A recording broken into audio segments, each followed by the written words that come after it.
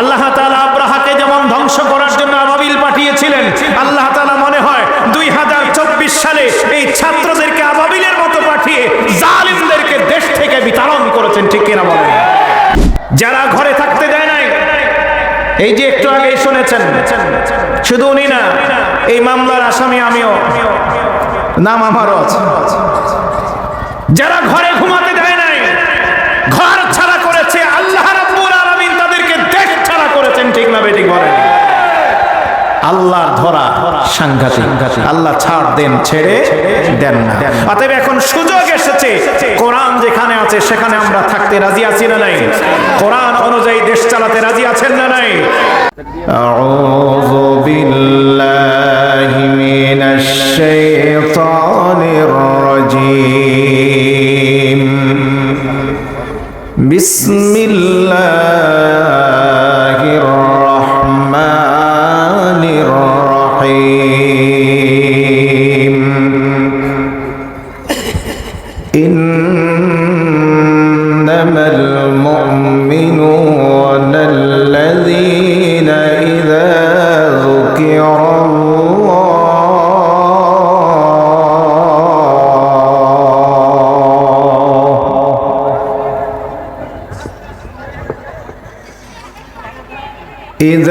ذكر الله وجلت قلوبهم وإذا تليت عليهم آياته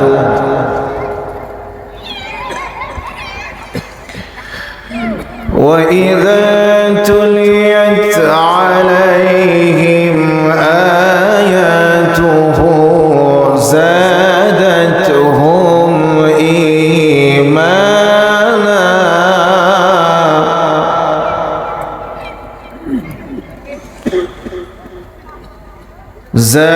زادتهم إيمانا وعلى ربهم يتوكلون.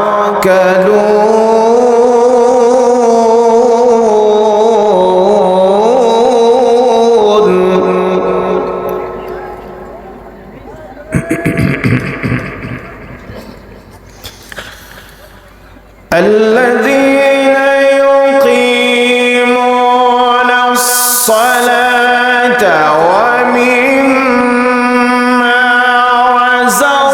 رزقناهم ينفقون.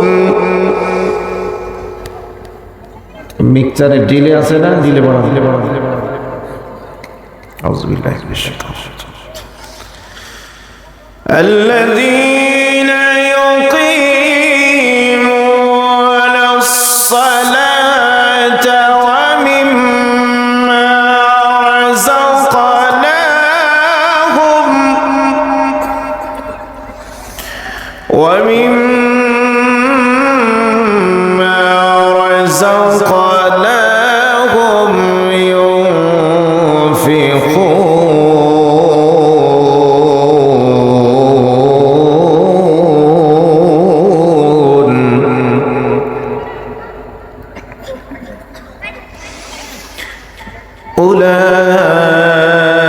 أولئك هم المؤمنون حقا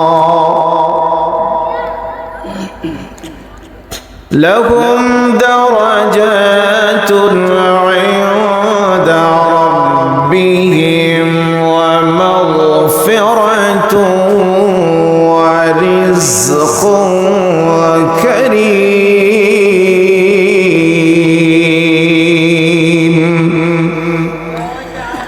آمنت بالله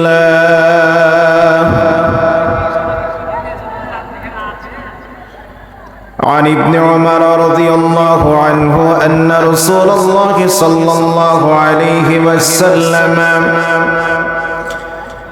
إقامة حد من حدود الله خير من مطر 40 ليلة في بلاد الله عز وجل রাওয়াহু ইবনে মাজাহ।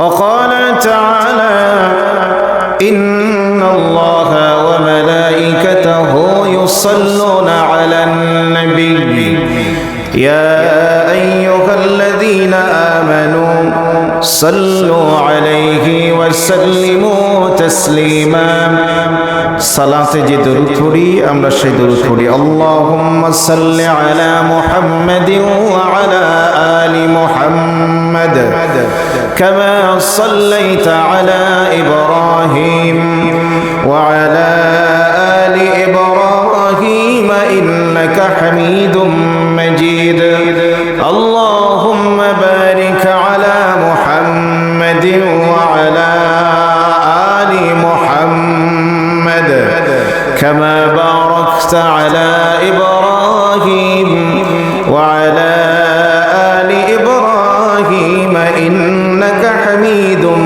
مجيد الحمد لله বীর মুসলমান ধরো আল কোরআন বীর মুসলমান ধরো আল কোরআন ফিরাই আনো সেই হারানো সম্মান বীর মুসলমান ধরো আল কোরআন ফিরাই আনো সেই হারানো সম্মান বীর মুসলমান নারায়ে তাকবীর নারায়ে তাকবীর যে আওয়াজ শুনে ওরে মুসলমান ভয় কাঁপিত কাফের ও বেঈমান যে আওয়াজ শুনে ওরে মুসলমান ভয় কাঁপিত ওই কাফের ও বেঈমান দৌড়ে সে হুঙ্কার কররে তোল পাড় দৌড়ে সে হুঙ্কার কররে তোল পাড় পাপ দুনিয়া ভেঙে কররে চুরমার বীর মুসলমান ধরো আল কোরআন ফিরাই আনো সেই হারানো সম্মান বীর মুসলমান নারায়ে তাকবীর নারায়ে তাকবীর যে ঈমান বলে হয়ে বলিয়ান শাসন করেছিলি দুনিয়া জাহান সত্যের সেই তলোয়ার নাওরে তুলে আবার সত্যের সেই তলোয়ার নাওরে তুলে আবার পাপ দুনিয়া ভেঙে করো রে খান খান বীর মুসলমান ধরো আল কোরআন ফিরাই আনো সেই হারানো সম্মান বীর মুসলমান নারায়ে তাকবীর নারায়ে তাকবীর নারায়ে তাকবীর নারায়ে তাকবীর আল কোরআনের আলো কোরআন হাদিস যেখানে কোরআন আছে যেখানে সহি হাদিস যেখানে কোরআন নাই যেখানে মনে ইন্নামাল মুমিনুনা আল্লাযীনা ইযা যুকিরাল্লাহ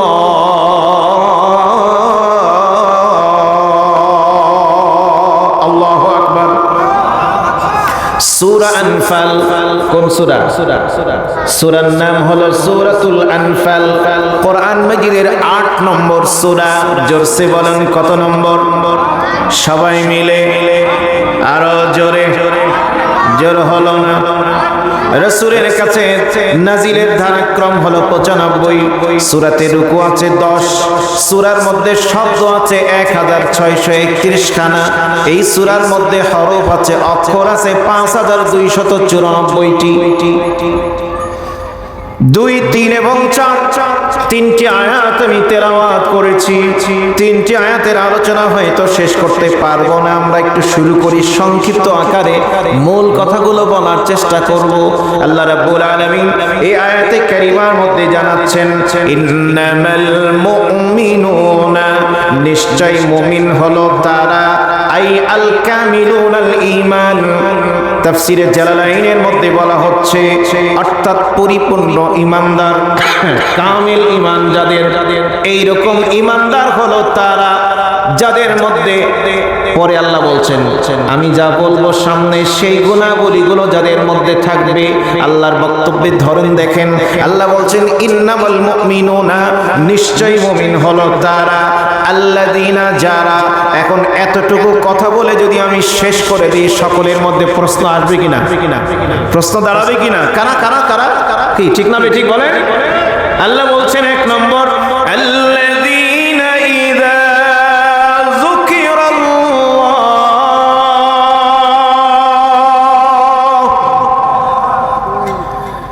যখন তাদের সামনে আল্লাহ সম্পর্কে বলা হয়, আল্লাহ সম্পর্কে জিকির করা হয়। জিকির মানে জিকিরের অনেকগুলো অর্থ। জিকির মানে হলো কোরআন, জিকির মানে হলো সালাত, জিকির মানে হলো বর্ণনা, বিবরণ, আলোচনা, জিকির মানে হলো দ্বীন এবং শরীয়ত, জিকির মানে হলো আল্লাহর আইন, জিকির মানে হলো আল্লাহর শরণ। 8টি অর্থ জিকির শব্দের কোরআনে বলা হয়েছে। জোরে বলেন সুবহানাল্লাহ। এখানে জিকির মানে হলো আলোচনা। আল্লাহ সম্পর্কে যখন বলা হয়, আল্লাহ সম্পর্কে যখন উচ্চারণ করা হয়, আলোচনা করা হয়, বলা হয়, শোনার সঙ্গে সঙ্গে যারা খাঁটি মুমিন হবে তাদের 1 নম্বর গুণাবলী হলো ওয়াজিলাত কুলুবুহুম। আল্লাহর কথা শোনার সাথে সাথে তাদের অন্তরগুলো কাঁপতে শুরু হয়। জোরে বলেন আল্লাহু আকবার।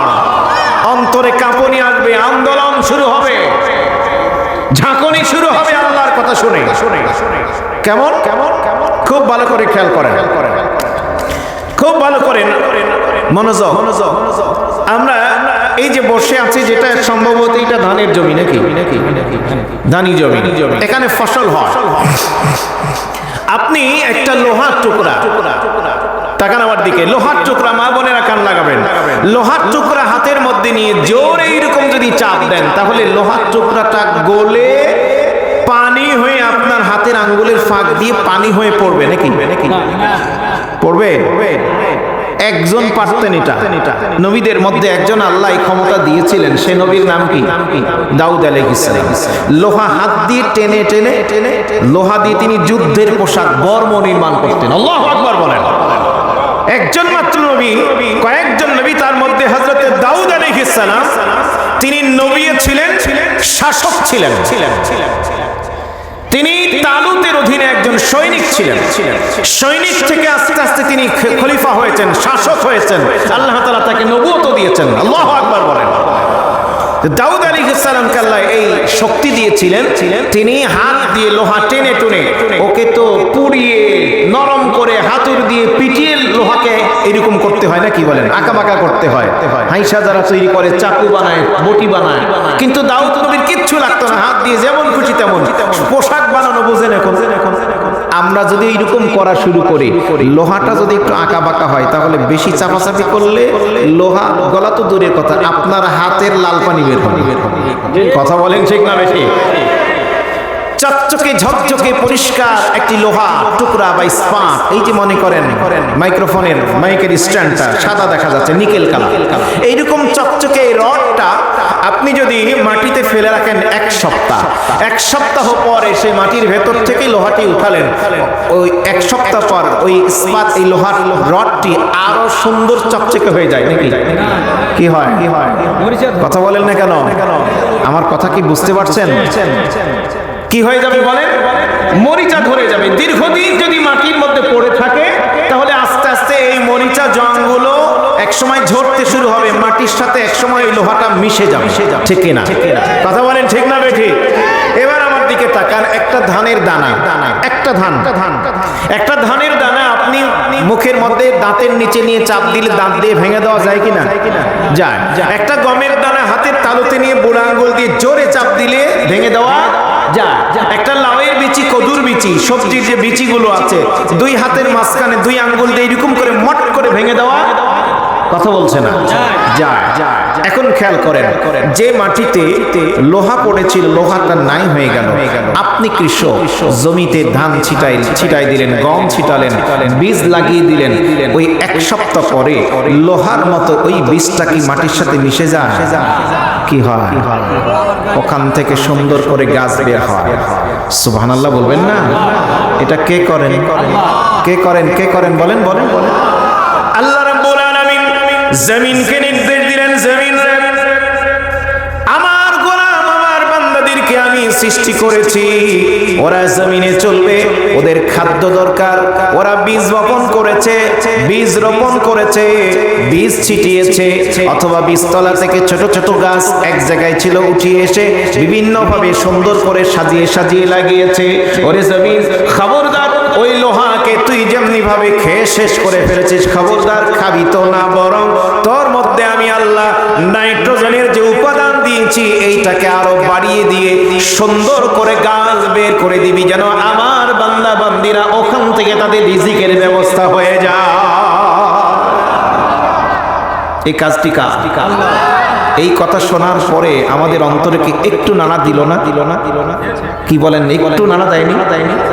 এটাই তো খাঁটি ইমানদারের যে আল্লাহর কথা শুনলে গভীর ভাবে যদি একটু চিন্তা করেন, একটু খেয়াল করেন, অন্তর একটু না একটু খবর হবেই। কথা বলেন ঠিক না বেশি?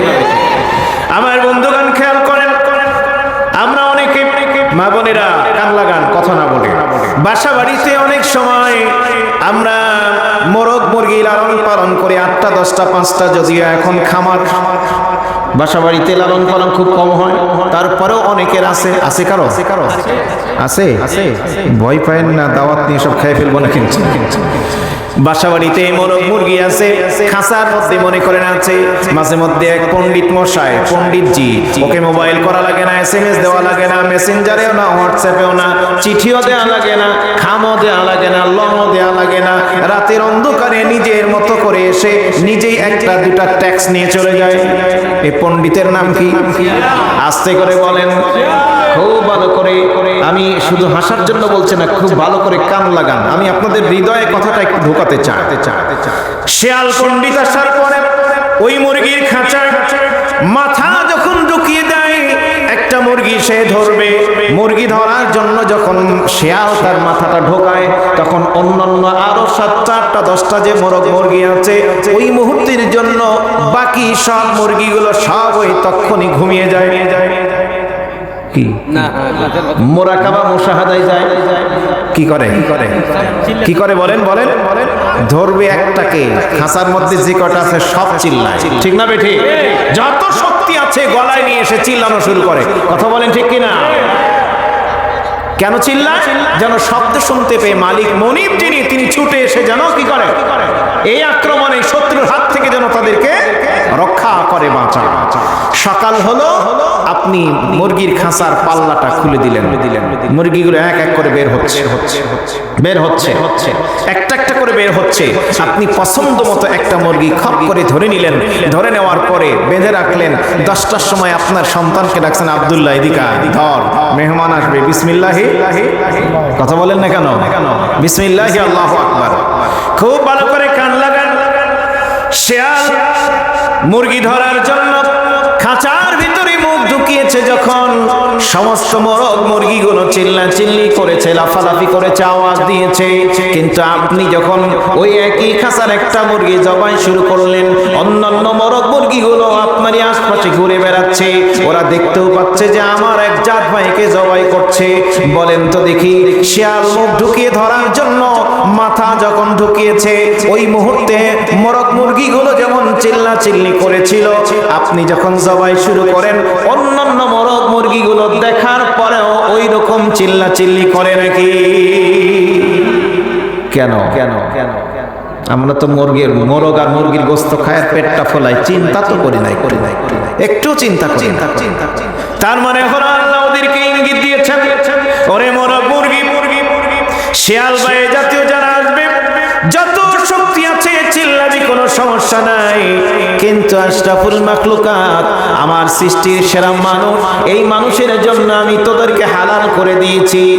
তোদেরকে ধরবে, ওরা জবাই করবে, আমার নামেই জবাই করবে, ওরা তোদেরকে খাবে, ওদের শরীরে যে রক্ত গোস্ত তৈরি হবে তা দিয়ে আমি আল্লাহর গোলামি করবে। খবরদার টু শব্দ করবি না। মোরগ মুরগির তো পাখা আছে, উড়ে আসতে পারে, আবার হাতের মধ্যে নখ আছে, মুখে আছে ঠোঁট, উড়ে এসে বসে নখ দিয়ে আমার চেহারাটাকে মানচিত্র বানায় দিতে পারতো। যে এত সাহস, আমার জাত ভাইকে তুমি জবাই করছো, পারতো না? কিন্তু করে কেউ? এবার আসেন কারো বাসায় দুধ হয় এই মুহূর্তে বাছুরওয়ালা গরু আছে আছে আছে গাভী একটু দেখেন তো আমার কথাটা মিলে কিনা বাস্তবতার সাথে আমি উদাহরণ দিচ্ছি বাছুরওয়ালা গাভী সন্ধ্যার সময় বা বিকেলে সন্ধ্যার দিকে বাছুরটা কি করি আমরা বেঁধে দেই রাত হলো বাছুরের ক্ষুধা লেগেছে বাছুর দুধ পান করার জন্য মায়ের কাছে যাবে লাফ দেওয়ার চেষ্টা করলো দৌড়ে লাফ দিয়ে যাবে যেই লাফ দিল চলে গেল নাকি পারলো না কেন গলায় কি আছে দৌড়ি ও মনে মনে হয়তো রাগ করছে গালি দিচ্ছে যে এরা নাকি আশরাফুল মাখলুকাত আমার ক্ষুধা লেগেছে মায়ের কাছে গিয়ে আমি দুধ পান করব আমাকে বন্দি করে শুধু বন্দি না রিমান্ডে নিয়ে রেখেছি কি ঠিক না বেঠিক বলেন আমরা কিছুদিন আগে কথায় কথায় রিমান্ড শুনেছি কিনা কথা বলেন শুনেছি না শুনি নাই নায়েবে নবী ওয়ারাসাতুল আম্বিয়া নবীদের ওয়ারিস যারা তাদেরকে হাতে বেড়ি পায়ে বেড়ি হাতে রশি বেঁধে চোর ডাকাতের মতো বেঁধে নিয়ে গিয়ে রিমান্ড করা দেওয়া হয়েছে ঠিক কিনা জোরে বলেন নির্দোষ নিষ্কলুষ যারা কোরআনের পাখিকে তো নির্দোষভাবে শহীদ করে দেওয়া হলো ঠিক কিনা জোরে বলেন মুসলমান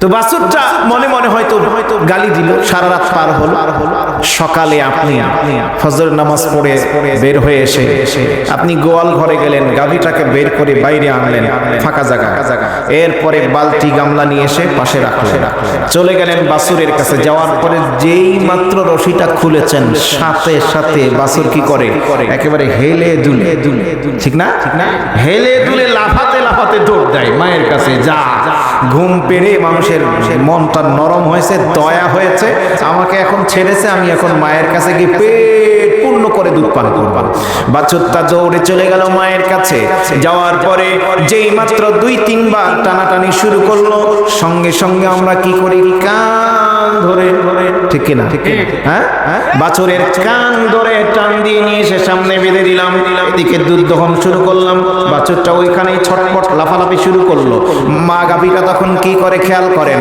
মা গাভীটা জিহবা বের করে দেয় জিহবাটা বের করে দিয়ে ওই বাছুরের গায়ের মধ্যে লাগিয়ে দিয়ে চাটতে শুরু করে শুধু চাটা নয় ওকে বোঝাতে থাকে ওরে আমার কলিজার টুকরা সন্তান আমি আমার জিহবা দিয়ে তোকে আদর করে তোকে আমি বোঝাতে চাই ওরে আমার সন্তান তুই বিরক্ত হবি না তুই ডিস্টার্ব করিস না লাফালাফি করিস না আল্লাহ রাব্বুল আলামিন আমার মাধ্যমে আদর্শ খাদ্য দুধটাকে হালাল করে দিয়েছেন ওরা দুধ দহন করবে নিজেরা পান করবে মেহমানদেরকে পান করাবে দুধ দিয়ে মিষ্টান্ন বানাবে নিজেরা খাবে মেহমানদেরকে খাওয়াবে বাজারে বিক্রি করবে আল্লাহর গোলামি করবে ওরে আমার সন্তান বাছুর তুই ঠান্ডা হয়ে যা তুই ধৈর্য ধারণ করে চুপ হয়ে যা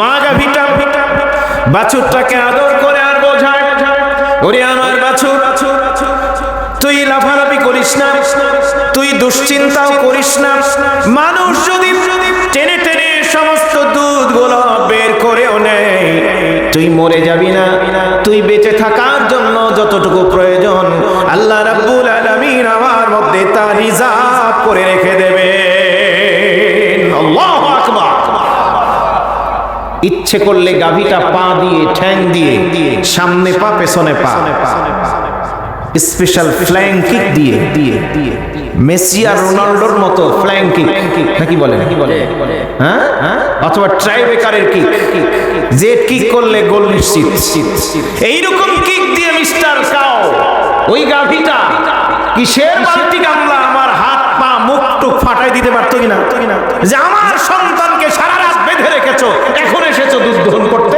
আমার সন্তানকে না খাওয়িয়ে রেখে এত বড় সাহস পারতো না এরকম করতে করে নাই কার ইশারা কার বলেন এই জন্য আল্লাহ বলেন মুমিন যারা হবে খাঁটি মুমিন যারা হবে 1 নম্বর গুণাবলী হচ্ছে আল্লাহর কথা চিন্তা করবে যখন স্মরণ করবে যখন বলা হবে যখন বা নিজেরা যখন ভাববে সাথে সাথে অন্তরে খবর হবে ওয়াজিলাত কুলুবুহুম জোরে বলেন আল্লাহু আকবার আমি আপনাদের ইতিহাস থেকে উদাহরণ দেই খাঁটি মুমিনের উদাহরণ হযরত ওমর রাদিয়াল্লাহু তাআলা আনহু খলিফা মুসলিম জাহানের খলিফা মদিনা নামক ইসলামী রাষ্ট্রে তিনি খলিফা তিনি তার শাসনামলে এক যুবক কোরআনের হাফেজ, কোরআন মাজিদের তিনি হাফেজ, মসজিদের নববীতে 5 ওয়াক্ত সালাত জামাতে আদায় করেন।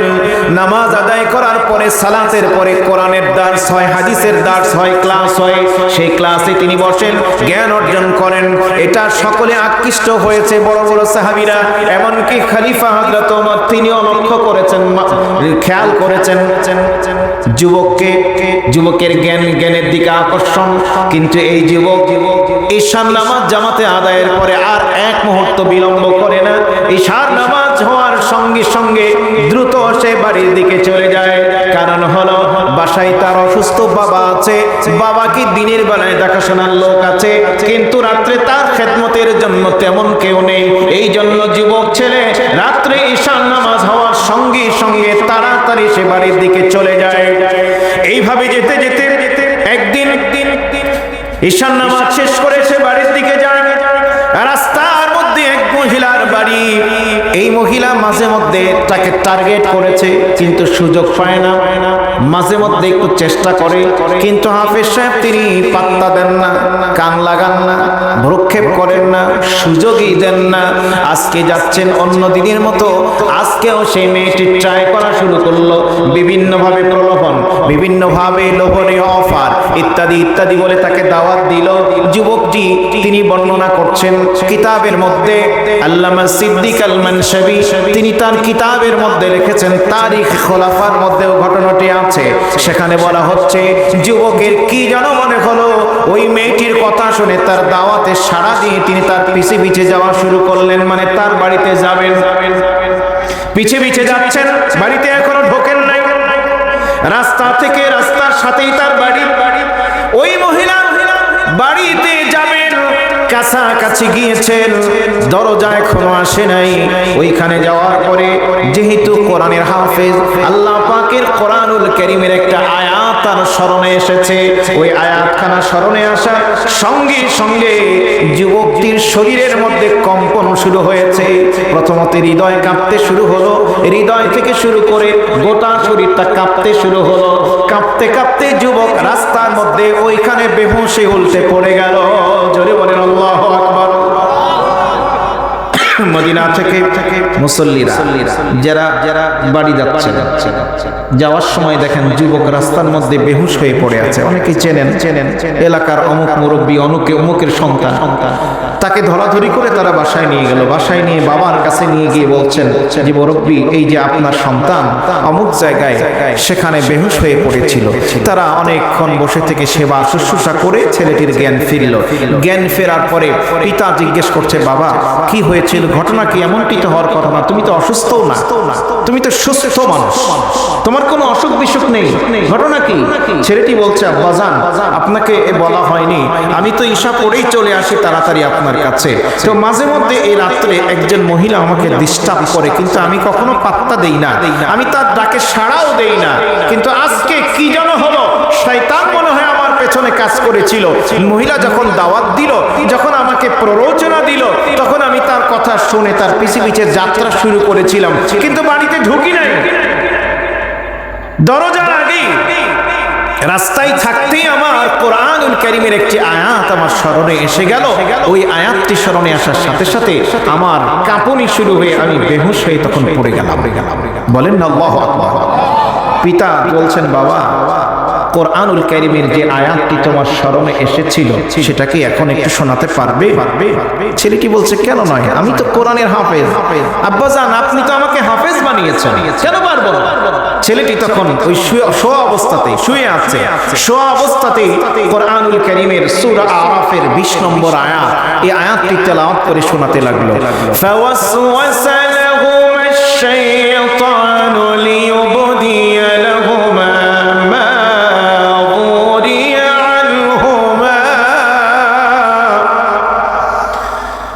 ما وري عنهما من سوآتهما وقال ما نهاكما ربكما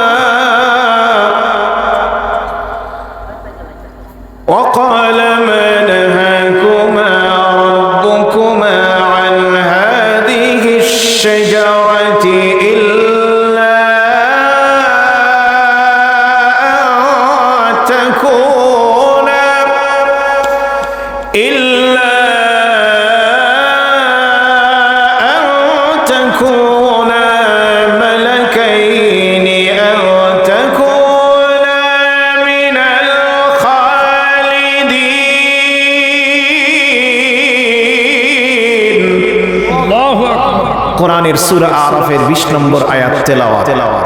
কিতাবের বর্ণনা, তেলাওয়াত শেষ হতে দেরি, ছেলেটির আবার কম্পন শুরু হতে দেরি হলো না। কাঁপতে কাঁপতে ওই অবস্থায় শোয়া অবস্থায় আবার বেহুশ হয়ে গেল। আল্লাহু আকবার বলেন। যারা সেখানে ছিলেন, ওই যে ধরাধরি করে যারা নিয়ে গিয়েছিলেন, তারা আবারও চেষ্টা তদবির শুরু করলেন। মাথায় পানি দেন, পায়ের মধ্যে তালুর মধ্যে আঁচড় দিচ্ছেন, হাতে আঁচড় দিচ্ছেন। অনেকক্ষণ চেষ্টা তদবির করার পরে, পরীক্ষা নিরীক্ষা করার পরে এবার ওনারা এবার মুরব্বীকে, ওই ছেলেটির বাবাকে বলছেন, ও মুরব্বী, ও অমুকের বাবা, এবার আপনার সন্তান এমন ভাবে জ্ঞান হারিয়েছে, পৃথিবীর কোনো ডাক্তার আর তার জ্ঞান ফেরাতে পারবে না। তার মানে ছেলেটি কি হলো? মারা গেল। এখন বলেন তো মারা গেল কার হয়ে? অন্তরে কোরআনের আয়াত, আল্লাহর কথা স্মরণ করে তার অন্তরে কাঁপুনি, শরীরে কাঁপুনি এসেছিল, ঠিক না বেঠিক বলেন? মারা গেল। সাহাবায়ে কেরাম, মুসলমানেরা দাফন কাফনের ব্যবস্থা শুরু করলেন। লাশ ধোয়ানোর পরে জানাজা শেষ করে রাতে ভোর রাত নাগাদ তাকে জান্নাতুল বাকি গারকাত, এই যে আপনাদের কৃতি সন্তান আব্দুল আলিম সাহেব হযরত মাওলানা দেখে এসেছে, জিয়ারত করে এসেছে। মদিনা রাসূলের মসজিদ নববীর পাশেই মাত্র 10,000-এরও বেশি সাহাবীর কবর সেখানে আছে। আল্লাহু আকবার। হযরত আম্মা আয়েশা আছেন, ওখানে হযরত ফাতিমা আছেন, হযরত ওসমান আছেন, অনেক সাহাবীর কবর আছেন। তবে মজার বিষয় হলো ওখানে কোন কবরে কোনো চিহ্ন, সাইনবোর্ড নাই যে কোনটা কার, এইভাবে কিন্তু লেখা নাই। কিন্তু বোঝা যায় পুরনো মানুষ যারা আছে, এখানে হযরত আয়েশার, ওখানে হযরত ফাতিমা, কিন্তু হযরত ওসমান রাদিয়াল্লাহু তাআলা আনহুটা কেউ খুঁজে পায় না। হযরত ওসমানের কবরটা অনেক দূরে। আল্লাহ যখন 2008-এ প্রথম নিয়েছিলেন, পাকিস্তানের একজন মুরব্বী তিনি বললেন যে অমুক জায়গায় আছে, চলেন। দুইজন সাহাবীর কবর ওই দূরে আছে। গেলাম। যাওয়ার পরে ওখানে দাঁড়িয়ে স্মরণ হলো আল্লাহ রাসূলের একটি হাদিস, একটি বর্ণনা, যে একদিন আল্লাহর নবী হযরত ওসমানকে বলেছিলেন তুমি তীর চালাও। হযরত ওসমান কিন্তু তীরন্দাজ ছিলেন, তিনি তীর চালালেন, ছুড়লেন।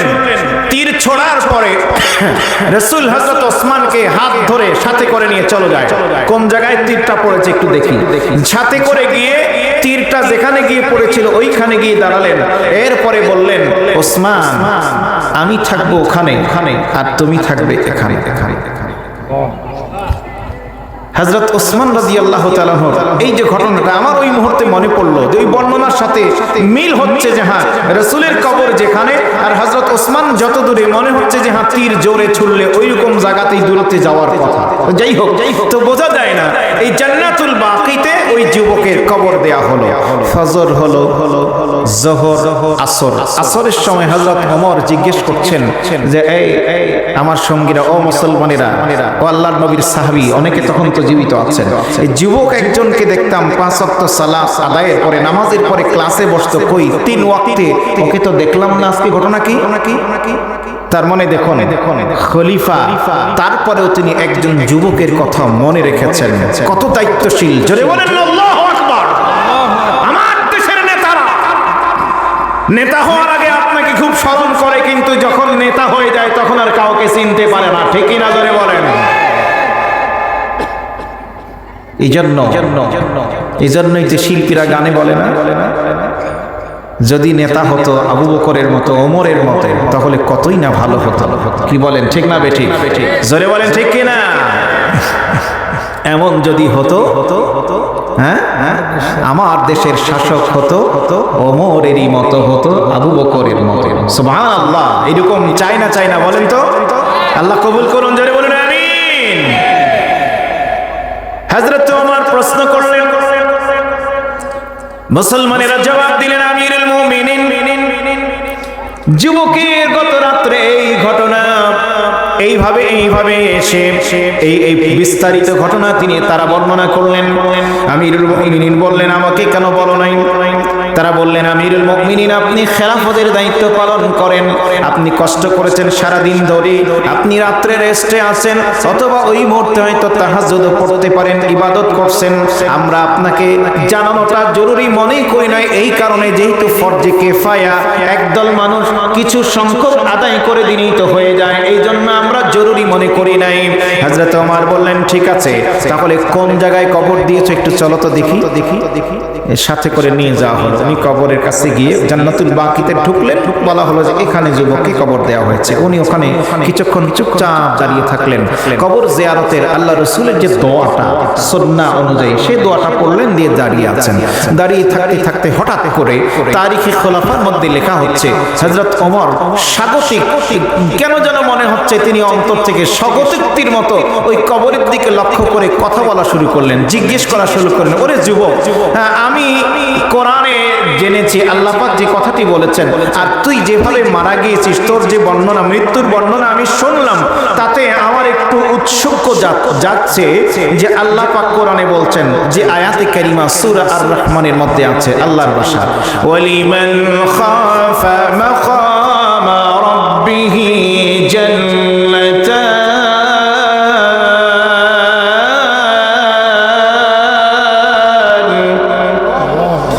فبأي آلاء ربكما تكذبان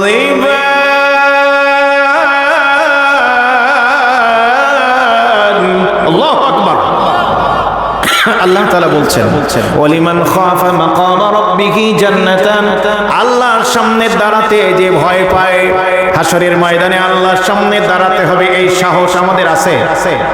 এই ভয় তাদের আছে যে ওরে সর্বনাশ, আল্লাহর কাছে দাঁড়াতে হবে, মানে আল্লাহর ভয়, আল্লাহ সম্পর্কে চিন্তা, অন্তর কাঁপুনি যার হয়, এইরকম যার চরিত্র, হযরত ওমর বলেন আল্লাহ বলেছেন যে তার জন্য জান্নাতান, ডাবল জান্নাত, মানে ডাবল পুরস্কার। সুবহানাল্লাহ, সুবহানাল্লাহ। হযরত ওমর বলেন, আমার জানতে ইচ্ছা হচ্ছে যুবক রে, তুই তো আল্লাহর ভয়েতেই মারা গিয়েছিস, তোকে কবরস্থ করা হয়েছে, এখন কবরের মধ্যে তোর সাথে কেমন আচরণ করা হয়েছে। কিতাবের বর্ণনা, হযরত ওমর বলা শেষ হতে না হতে কবরের ভেতর থেকে যারা সাথে ছিলেন তারাও শুনতে পেলেন, কবরের ভেতর থেকে যুবকের কণ্ঠে আওয়াজ আসলো, আমিরুল মুমিনিন, কোরআনুল কারীমের যে আয়াত আপনি তেলাওয়াত করে জানিয়েছেন, আল্লাহ রাব্বুল আলামিন এই কবরস্থ করার পরে আল্লাহর পক্ষ থেকে আমার জন্য যে যে নিয়ামত আমার জন্য এসেছে তা সিঙ্গেল নয়, প্রত্যেকটা নিয়ামত কবরে আমার জন্য ডাবল ডাবল এসেছে। বলেন সুবহানাল্লাহ।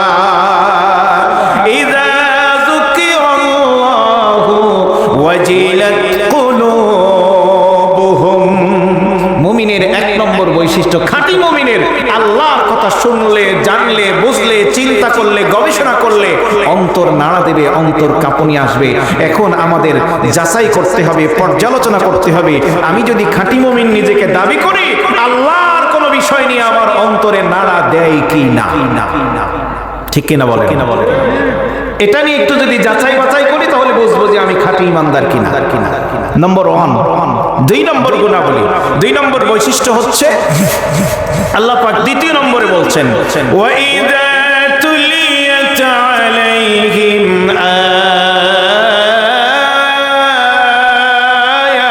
আয়াতুহু যাদাতুহুম ঈমানা।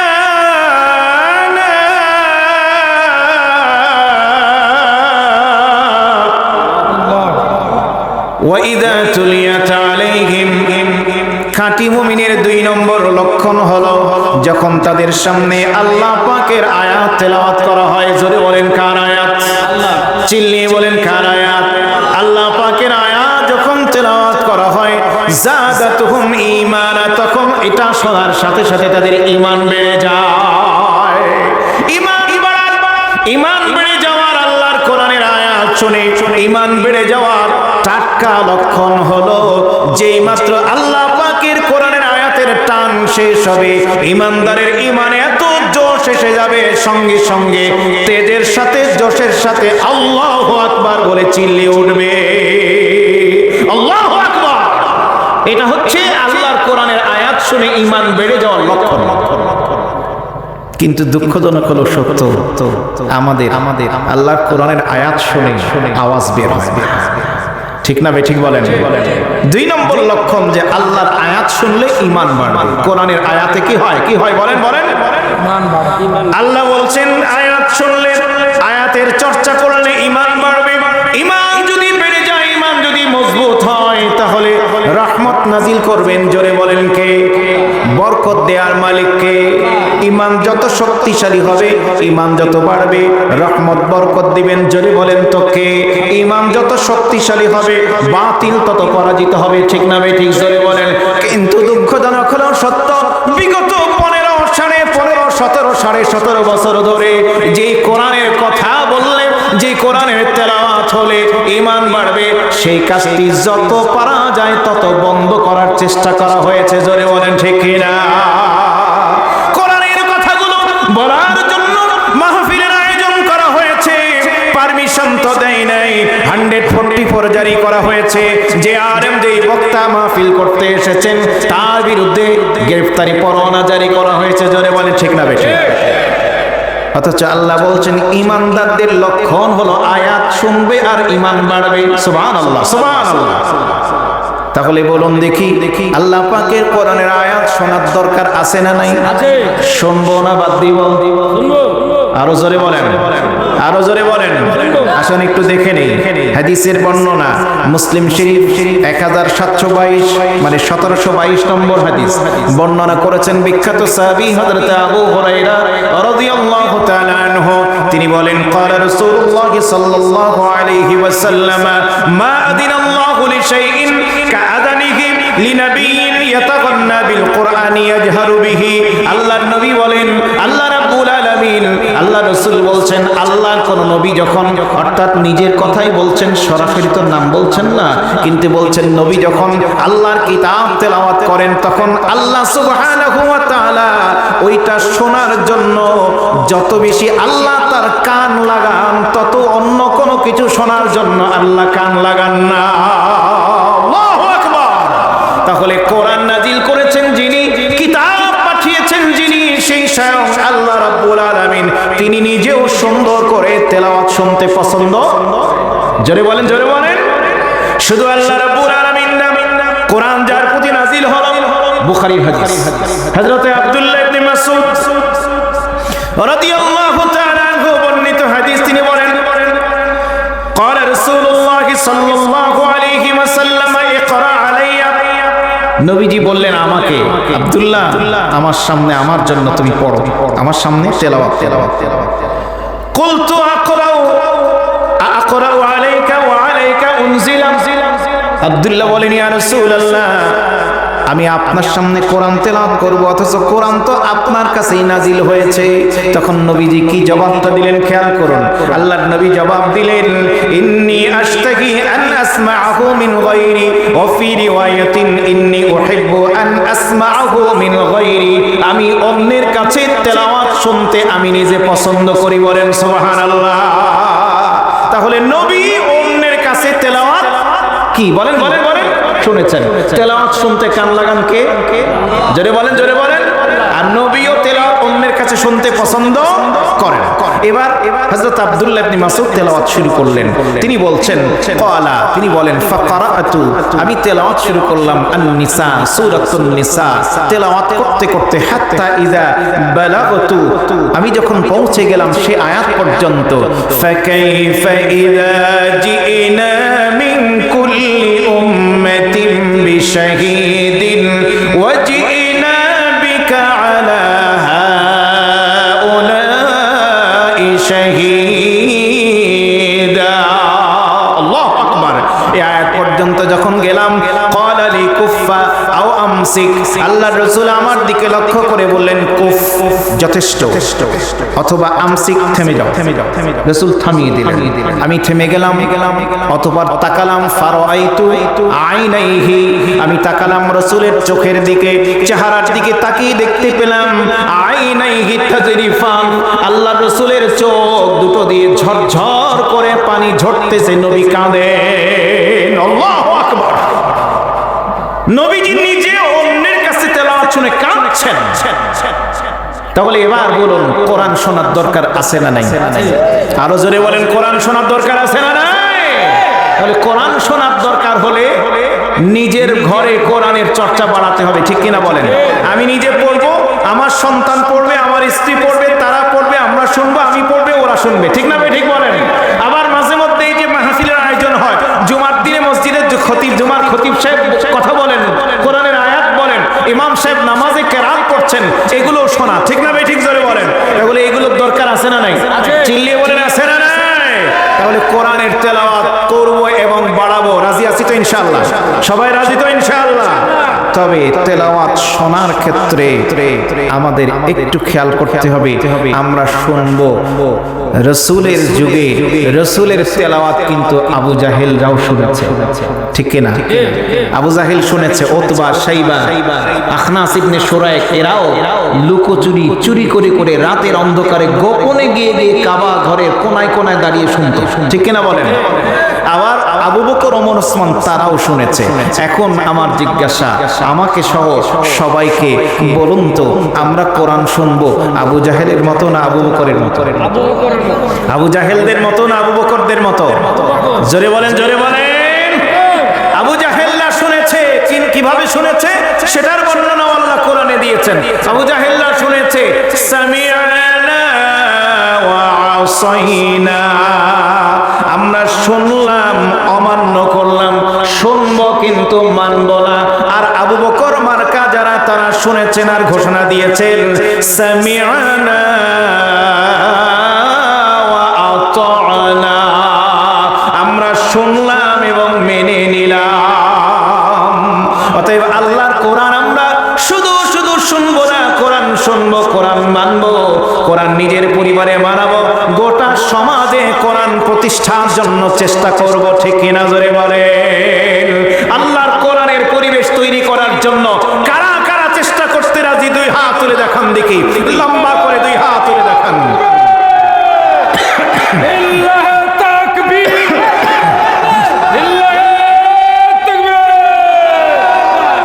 আল্লাহ তাআলা কবুল করুন।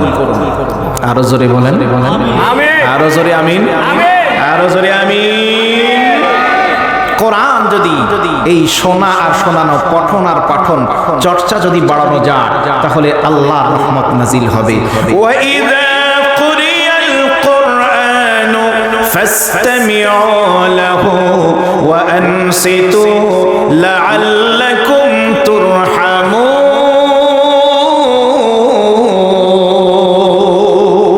আল্লাহু আকবার। আমার মা বোনেরা, এই জন্য আপনারা ঘরে ঘরে নিজেরা কোরআন তেলাওয়াত করবেন, সন্তানদেরকে কোরআন শেখাবেন, কোরআনের চর্চা বানান। মা বোনদের সম্মান মর্যাদা কিন্তু ইসলামে কম না বেশি? চিল্লিয়ে বলেন। দুনিয়াতে যা কিছু আছে সব মূল্যবান সম্পদ। রাসূল বলেছেন খায়রুল মাতাঈদ দুনিয়া আল মারআতুস সালিহা, একজন নেককারিনী সতী সাধবী নারী আল্লাহর কাছে দুনিয়ার সবচেয়ে শ্রেষ্ঠতম সম্পদ। বলুন সুবহানাল্লাহ। আমার মা বোনেরা, আজকে আপনাদেরকে সমান অধিকারের নামে রাস্তায় নামাতে চায়, ঠিক না বেঠিক? সমান অধিকারের নামে সংসার ভেঙে দিচ্ছে, ঠিক কিনা? সমান অধিকারের স্লোগান দেখিয়ে সস্তা বুলি আউরি ওরা বিভিন্নভাবে বিভিন্ন এনজিও সংস্থার সাথে জড়িত করে সুদের কারবার, মায়ের সাথে জেনা করার যে গোনা, এই সুদি অর্থনীতি, সুদি কারবার তা ঘরে ঘরে ঘরে ঘরে ঢুকিয়ে দিচ্ছে। জোরে বলেন, ঠিক না বেঠিক? আমার মা বোনেরা, ওদিকে কান্না দিয়ে সুদি কারবার নয়, আল্লাহর কোরআনের চর্চা বাড়ান, সন্তানকে কোরআনমুখী বানান, সন্তানের প্রতি একটু যত্নশীল হন। আপনি রাসূল বর্ণিত 4টি কাজ করা শুরু করেন, আলহামদুলিল্লাহ করেন, আরো ভালো করে করেন আপনারা। 1 নম্বর সালাত 5 ওয়াক্ত আদায়, 2 নম্বর রমজান মাসে রোজা, 3 নম্বর স্বামীর সেবা খেদমত আনুগত্য, 4 নম্বর পর্দার সাথে চলা। আর এই 4টি কাজ যদি ঠিকমতো আপনি করতে পারেন, আল্লাহ রাসূল বলেছেন আল্লাহর জান্নাতের যেই দরজা দিয়ে যেখানে আপনি যেতে চাইবেন, সমস্ত দরজা আল্লাহ আপনার জন্য খোলা রেখে দেবে। এই জন্য মা বোনেরা কোরআনের চর্চা বাড়ান, কোরআনের চর্চা বাড়ান। আমার রাজশাহী এলাকার বস্তি এলাকায় কিছু কিছু মা আর বাবা অনেক সময় সন্তানদেরকে রাগ করে বিরক্ত হয়ে গালি দেয়, আগারি পাগারি তুগারি, অমুক হয় না কেন, মরে না কেন, অমুকের বাচ্চা। গোদাগাড়ি পছন্দ এলাকায় এরকম গালিগালাজ কেউ করেন না, করে হয়েছে কাজ। আমি মা বোনদেরকে, মাদেরকে, বাবাদেরকে, মা আর বাবা সন্তানের পিতামাতা যারা এবং যারা সামনে হবেন তাদের বিনয়ের সাথে বলবো, খবরদার সন্তানকে কখনো গালি দেবেন না, শাসন করবেন। হাদিসের বর্ণনা, শাসন করার জন্য বেত লাঠি তৈরি করে যদি টাঙিয়ে রাখেন তাতে সব হবে। আপনি শাসন করবেন কিন্তু গালি দেবেন না। আপনি বিভিন্ন ভাষায় গালি দিচ্ছেন, 3 দিন পরে আপনার সন্তান মুখ ফুটবে যখন, কথা বলা শুরু করবে যখন, রাগ শুরু হলে ওই গালিটা আপনাকে দিয়ে শুরু করবে।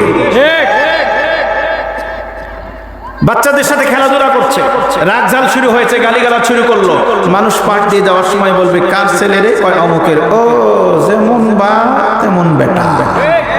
কথা বলেন। মেয়ে অন্যান্য মেয়ে বান্ধবীদের সাথে খেলাধুলা করতে করতে রাগ ঝাল হয়েছে, গালিগালাজের শব্দ শুরু করলো, মানুষ জিজ্ঞেস করবে কার মেয়ে? অমুকের। ও যেমন মা তেমন। তাহলে সন্তানের কারণে বাবা মা মানুষের কাছে কি হচ্ছে? বদদোয়া পাচ্ছে না? জোরে বলেন। তাহলে আপনি আমি সন্তানের কারণে 1 নম্বর সন্তানকে আমি গালি শিখাচ্ছি, 2 নম্বর সন্তানের কারণে মানুষের কাছ থেকে আমি নিজে বদদোয়া পাচ্ছি। এতগুলো গুনাহ আপনি ঘাড়ে কেন নেবেন? আর এইরকম সন্তানগুলো বড় হয়ে তখন এরা সন্ত্রাসী হয়, এরা মস্তান হয়, এরা বেয়াদব হয়, এরা জনগণের জন্য নিরাপত্তাহীনতার কারণ হয়ে দাঁড়ায়। ঠিক কিনা বলেন? আর আপনি যদি সুন্দর ভাষা শিখিয়ে সেভাবে গড়ে তুলতে পারেন, এই সন্তানগুলো যখন বড় হবে এরা তাকওয়াবান হবে, এরা পরহেজগার হবে, এরা কারো ক্ষতি করবে না, এরা সন্ত্রাসী হবে না, এরা মস্তান হবে না, এরা বুক ফুলিয়ে আপনাদের সামনে, মুরব্বীদের সামনে আঙ্গুলের মাঝখানে ধরিয়ে একেবারে নাক দিয়ে মুখ দিয়ে ভো করে একেবারে ধোঁয়া উঠিয়ে কাঁদানে গ্যাস নিক্ষেপ করবে না। ঠিক না? ঠিক চলে এরা আদৌ বলা হবে। এই জন্য আমি আপনাদের অনুরোধ করব, বাবা মা যারা আছেন, এই কোরআনের চর্চা, খাঁটি মুমিনের কাজগুলো শুরু করে আসুন। আল্লাহ তাআলা আমাদের তৌফিক দান করুন। আমরা কোরআন কেন্দ্রিক আমাদের এই দায়িত্ব পালন করতে রাজি তো ইনশাআল্লাহ? সবাই রাজি তো ইনশাআল্লাহ? আরেকবার হাত তুলে দেখান তো কারা রাজি। আল্লাহ কবুল করুন।